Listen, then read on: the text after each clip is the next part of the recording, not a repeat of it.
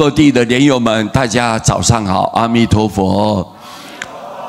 今天利用早斋之后，我来提供一个公案给各位大家解解法缘。这个是彰化园林一个刘居士，他把他亲身的体验写出来，跟大众来做一个分享。知道说我们人命在无常呼吸之间呢，非常恐怖。现在这件事情呢，念佛救他的生命，而且佛号里面的光明呢，对刘居士来说一点都不假，因为他罹患心肌梗塞，3年来已经发作了大概2次左右。事后呢，他仔细的回想，他身体所受的这些痛苦，不正是他在帮忙家里杀猪的时候，那个猪所受的痛苦一样的吗？他曾经做过这样子造业的事情。在公元1993年，当时担任普心镇代表有一个张经文先生，他找这个刘居士帮忙要推车。原本呢，他已经感冒了，体力不佳，在很使劲的、很用力的推车之后，他的心脏绞痛，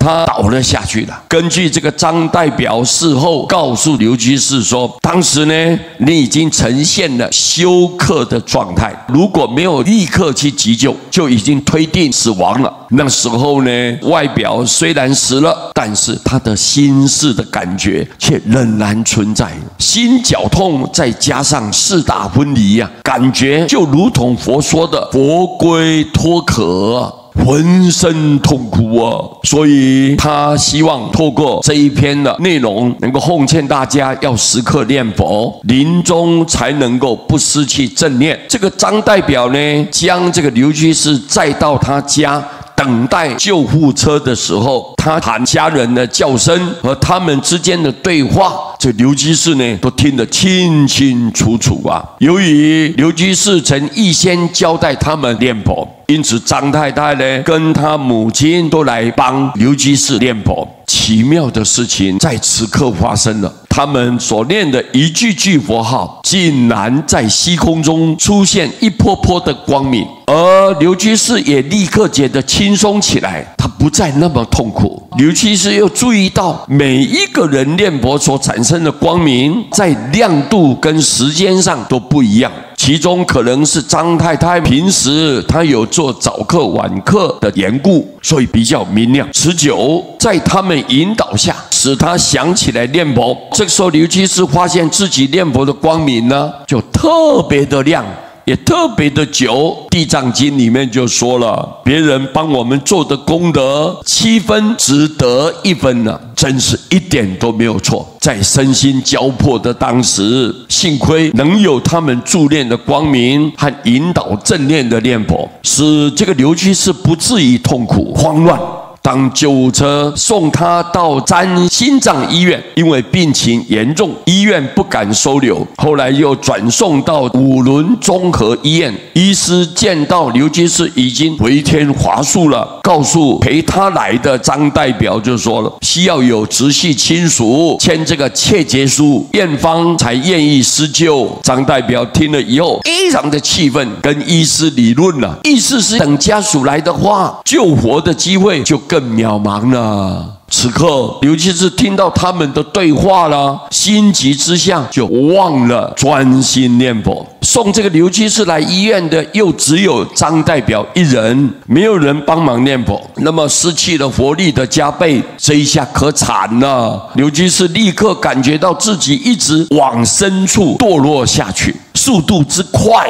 就像坐云霄飞车一样，一直堕落，一直堕落，好像到了寒冰地狱越到下面就越黑越冷，全身上下就犹如万刀在割身了。所以佛经上曾说轰刀截体应该是形容那个时候刘居士的感受吧。很庆幸的是，他平常念佛的种子，在千钧一发的时候，它起了作用了。在万分痛苦之下，现前一念，他就很痛苦的拼命的呐喊，叫出一句阿弥陀佛啊，并叫出来。事后呢，这一声大叫的佛号，医院的人都听到了。不可思议的是，在此刻，刘居士眼前出现了一个小光点，在紧跟着念南无阿弥陀佛的时候，这个光点呢，马上放射扩大到整个前面了，人就轻松了，眼睛也张开了，他自己也醒过来了。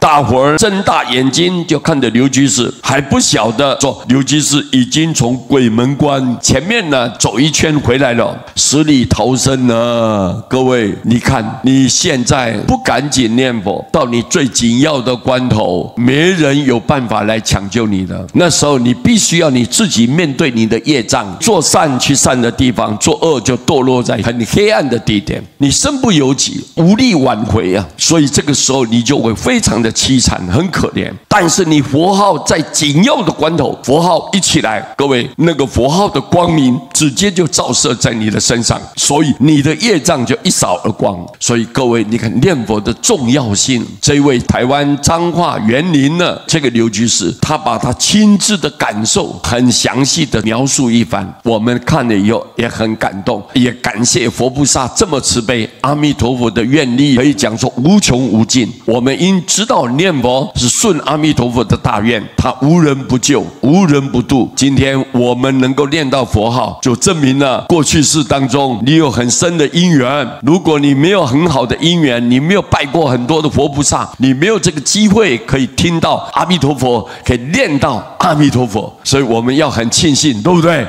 哎呀，很开心，很开心，很感恩，很感恩，对不对啊？好，感谢大家，阿弥陀佛。